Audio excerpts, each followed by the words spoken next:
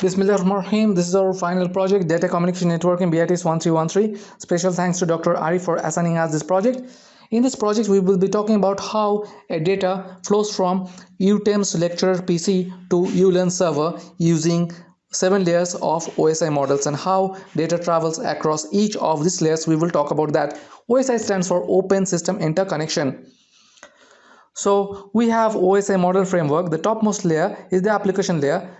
Okay, and then comes presentation layer, then comes session, then comes transport, then comes network, then comes data link, and finally we have the physical layer. This OSI model layer is facilitated by networking driver, application, operating system, and networking hardware. The components that assist the transmission is also twisted pair. It could be fiber optic, and we also use wireless protocols to aid the transmission. Now, as far as the transmission from lecturer's PC to ULearn server is concerned, let's look at what happens in the application layer.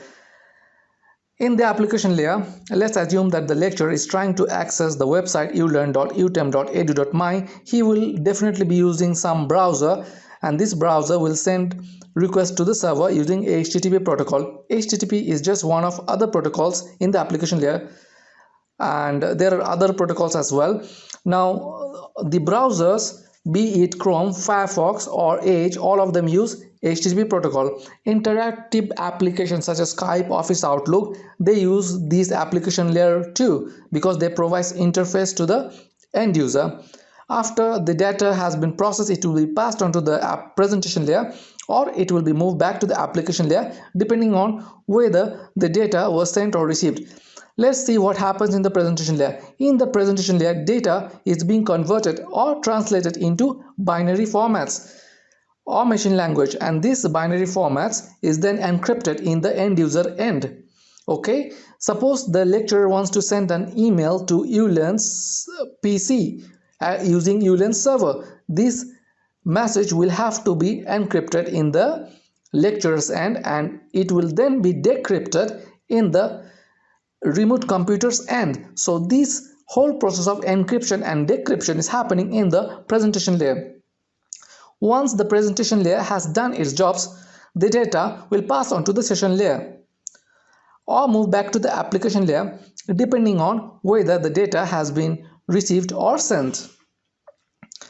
In the session layer, once the session has been established, the lecturer will be able to receive packets of data from ULearn server. Session layer authenticates the lecturer to see whether the lecturer's user ID and password is correct or not. It also authorizes the lecturer to access a particular file in the ULearn server. Once this happens, the data is now moved onto the transport layer.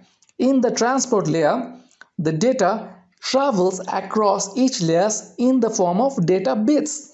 The transport layer monitors these things. Transport layer monitors how fast the data travels and where do this data go. The whole proceedings is facilitated by TCP, Transmission Control Protocol, or UDP, User Datagram Protocol. Once the transport layer has done its job, the data will now be passed on to the network layer.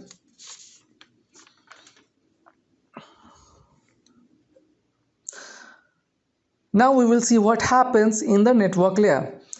The network layer is responsible for handling the routing of the data. After the data has arrived at this layer, each frame of data is actually examined whether the data has actually reached its ultimate destination. TCP/IP is the commonly known layer for managing the mapping of logical and physical addressing. This task is done by Address Resolution Protocol. After that, we move on to the data link layer. Data link layer is divided into subparts, which is MAC, Media Access Control, and LLC, Logical Link Control. This layer checks for any transmission error and it does package the data bits into data frames as shown in the diagram.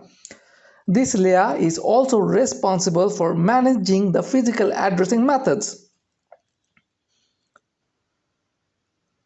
Once the data is processed in the data link layer, the data will now finally move to the final layer, which is the physical layer.